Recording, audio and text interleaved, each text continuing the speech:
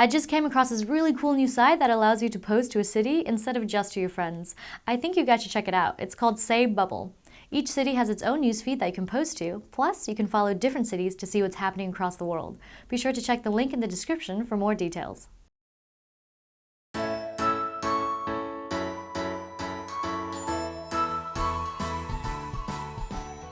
Hi everyone, welcome back to JoanneTechLover. I'm Joanne, and today I'll be going over this Corsair Gaming K65 RGB mechanical keyboard featuring the Cherry MX RGB Red switches. And as you can see, this is the Tenkeyless version, and I know some of you have been really looking forward to this, so feast your eyes on this. Here's everything that comes in the box, the keyboard itself, which I'll go over in more detail in just a bit, but first let's take a look at the accessories. So of course you get a quick start guide, as well as a couple warranty guides. Now here is a soft touch wrist rest. It's textured and it's really nice of them to include it. And what I like about this is they've even included rubberized feet on the wrist rest itself so that it like stays in place when you attach to the keyboard on a flat, smooth surface. So let's go ahead and attach it. So it's very easy. You literally just snap the hooks into the grooves here. So clearly not that way. Alrighty, so there it is. And to snap it off, simply go like that. But we're going to attach it so you have an idea of how it looks once this keyboard is on the table. So there it is. And let me go ahead and just quickly move to the back so I can give you a look at the feet. You get angled feet, as well as the same rubberized feet as you get on the wrist rest. It's very uniform. Now I'm going to set it on its side so you have an idea of what it looks like with the angled feet. On the top edge of the keyboard, there's a firmware reset button as well as a BIOS switch. And this allows your keyboard to work with older systems if you have one. And the 1, 2, 4, and 8 settings allow you to change your polling rate to 1 milliseconds, 2 milliseconds, 4 milliseconds, or 8 milliseconds. And now onto the cables. So the cable, once again, like the K70, is like thick and braided, and you also get 2 USB connectors. So Y2 is this one with the arrows. This is to give you extra juice for the lighting. And this one with the keyboard logo, if you just plug this USB connector in, you will be able to use the keyboard, type with it as well as toggle with the lighting effects. I did try that, but I'm sure with both in there, it just helps with the power draw or something like that. Alrighty, so that's it for the cables. Now let's take a closer look at the keyboard. First up, let's go over dimensions. So it measures 14 inches by 6.5 inches by 1.5 inches. And you get full key rollover as well as anti-ghosting. I used the keyboard ghosting test and it kept registering all 10 keys that I pressed. I mean, I only have 10 fingers, so sorry about that. Now for a closer look at the front of the keyboard. I always love that Corsair includes this top brushed aluminum plate. It just feels good and it looks good, and you get where I'm going with this. Okay, and as for the keycaps, just ABS, laser etched. This is a standard QWERTY keypad. Of course, this is Tenkeyless, so no numpad. Some of you may really like this, and I'm starting to see why, although I still prefer the full numpad for other reasons. Alrighty, now as for the other keys, using function, you can go ahead and access the multimedia, which are up here, F9 to F12, and these are dedicated buttons for the LED. There's off and 3 brightness levels, as well as mute and volume down, volume up, and Windows lock key. Here's a closer look at the Cherry MX RGB Red switch, and it's got 45 gram actuation, 2mm travel, and the reds are linear with the switch going up and down, and it's more on the quiet side, resembling kind of like the browns, and it's great for gaming. One of the most recommended switches for gaming anyway. I really love it. Really quick, fast actuation. So how does the Corsair RGB LED work? Well, it is a 5mm LED that is surface mounted onto the PCB instead of directly onto the key switch, and the RGB light shines through this LED lens that's put in place where the LED used to be, creating the similar effect to the previous 3mm LED model. And because it's mounted onto the PCB, there's less chance of the LED failing due to reduced amount of electrostatic discharge.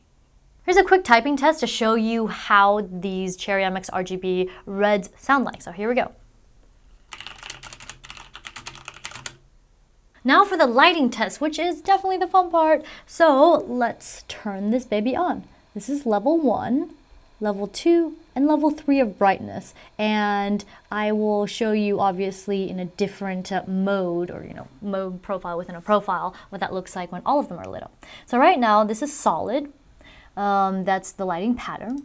And then if I go to mode 1, you'll notice a nice wave effect going across. Yeah, I like the colors. Trust me, this looks much better in person. Okay, and then there's mode 2, which is more of like a, well, before it was more springtime effect like green and pink, but yellow looks better on camera, so I changed it to pink and yellow. And that's the wave pattern once again. And 3, this is gradient, kind of like gradually fading from one color to the next. And then let's go to mode 4.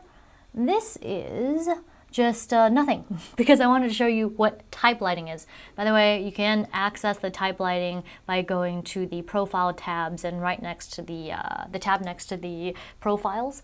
So let's try this out. That means when you type something, it'll light up like a trail behind you. So here's with all of the keys lit up, and I will show you how the different lighting levels are. So low, medium, and high. Ta-da! Here's a quick look at the Corsair Utility Engine software, and right now we're in the Profiles tab. Go ahead and click the New to create a new profile, and to create a new mode, click the plus icon. And let's say you want to make this mode 6. And click OK, and if you wish to delete it, go ahead and go into this menu and click OK. Now if you wish to go into other profiles, simply drag down this arrow and click the profile that you'd wish. Now some of you have been asking, how do you get the type lighting effect? Just click this menu here and then go to type lighting, and I believe it's automatically enabled, but you can also disable it too. So what exactly are modes? Modes are basically profiles within a profile. So let's say you play a lot of MMOs and you have several different characters, and you can go ahead and assign each character map to one of the modes. So that could be very, very useful. Now then, let's go into the button assignment. Let's say we want to change one into a new action, or you can have mode select or profile select as the action, but let's assign a new action and call this JTL, and then you could look up what you want for the macros, if you want to repeat or have a delay or have a lighting start when. It's all pretty complicated, but in a very good way. So let's record a macro, and I'm just going to call it JTL, and then I'm going to stop and then click OK. And there you have it. Number 1 is JTL. Let's go ahead and open up this notepad and hit 1. Yeah, that's cool. Alrighty, don't want to save this. Now then, let's go into the menu again, and this is where you could go ahead and, for example, create text. So let's say you have this company, and after every text you want to say, oh, this does not apply to blah blah blah blah. This could be very useful to just apply this entire paragraph text into a key. And then there's keystroke, shortcut, timer, mouse. There is just so much that you can do with the software. It is very, very cool. Now then, let's head out of here.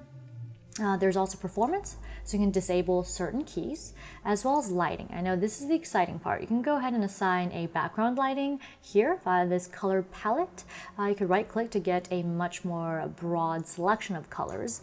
And there's also the lighting effect colors, and I'll show you that in just a bit.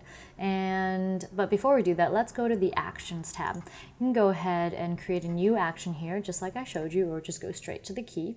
And then you could have a new lighting. And all of these profiles, actions, lighting, you can import, export other people's, profiles and lighting effects. If you're like, I don't want to figure this out, just give me yours.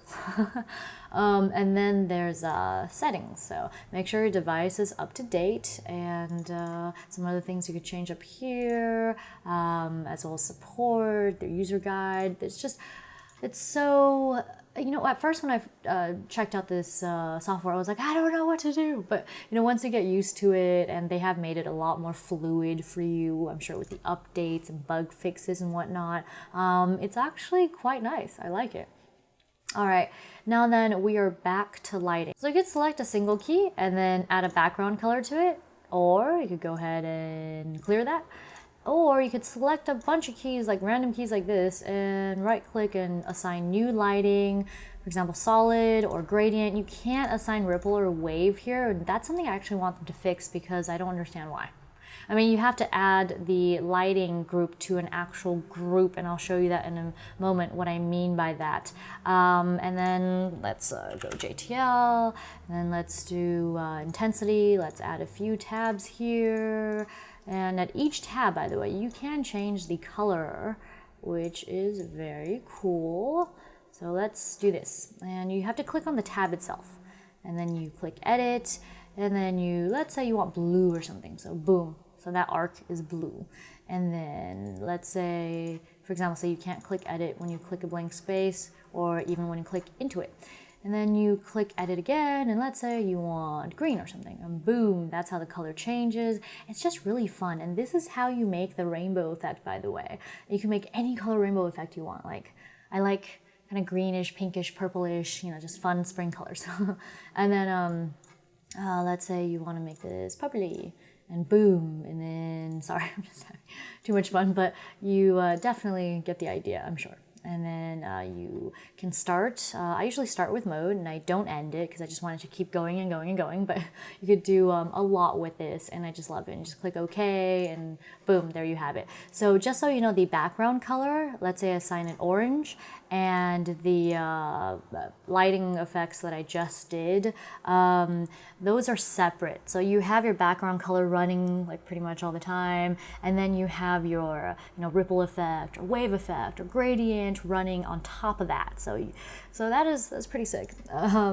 And or you could go to lighting effect, and let's say you want a gradient too, right? Wait 1 second. We'll make sure this is highlighted. How did I do this? Okay.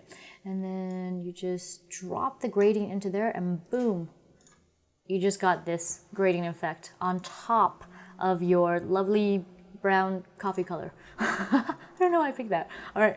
And then let's say you want to do a wave. Okay. Oh, wait 1 second. Gotta highlight that again. Do not enjoy that. Oh, I just kicked myself into another mode. Okay. So gotta highlight that, and let's say you want to go to wave. And these are lighting effects that I already created through this profile right here. And it says group lighting type cannot be assigned to single button. That doesn't make sense because there's not single buttons or keys. So that's something that I would definitely like to see them change. But here's where you could just create lighting out of nothing and see wave, ripple, gradient, and you won't be restricted by the group issue. However, let's say we go ahead and highlight this and right click and add to group. Let's call this group random. Okay, so now you have a random group. So you just hit random, and now let's go to lighting effects and then drag wave over. And then suddenly you have wave. See? All right, I mean, I think this is all really, really cool looking.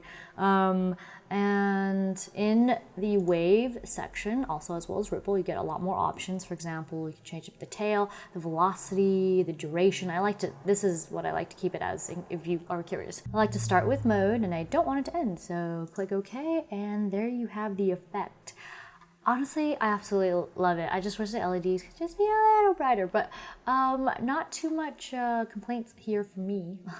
And if you're curious about solid is of course solid. The effect, gradient, shifts from one color to the next, and then you have ripple effect, which ripples outward, but I'm sure you can change that up. And then you have the wave effect, which goes across one way. And that covers it for the tutorial of the Corsair Utility Engine software.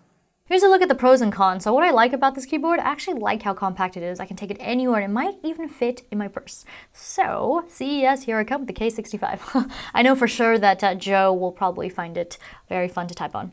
I also always love the aluminum backplate that gives this keyboard a premium look and feel. And it was nice of Corsair to include a wrist rest. Not all keyboards include that. And of course the RGB part is a definite plus. And wow, I'm actually kind of impressed by how much simpler the software is now. But there are still some things I like to talk about in the con section, but it's much more user-friendly. The dedicated volume control is very handy, as I find myself reaching for the mute button quite often, and the Windows lock function is a gamer must-have, so it's always good to see that on a keyboard. Now for the cons. So I didn't see a keycap puller, but I have a wire puller, so I'm good, but for those who don't. And I also would have liked to see different texture keycaps for the WASD keys, especially for gamers out there. And some of you may think the Corsair gaming logo is a con, but I don't mind it so much. Also, they've included media keys, but wish they were all dedicated like the K70. As to the software though, it feels more straightforward than now, but I would like to see more uniform menu for lighting when assigning to single keys or groups. That wraps up the video on this Corsair Gaming K65 RGB mechanical keyboard featuring the Cherry MX RGB Red switches. If you like what you saw and you want to see more like it, be sure to hit the like, comment, and subscribe buttons. And also follow me on social media, JoanneTechLover Facebook fan page, JoanneTechLover again on Twitter, and JoanneTechLover one more time on Instagram. Also, please don't forget to hit the donate button so it can help expand this channel and feed this techie. One last thing is Storenvy.com, where you can go ahead and buy my 8.5 by 11 inch autograph prints. I guess all that's left to say is bye-bye!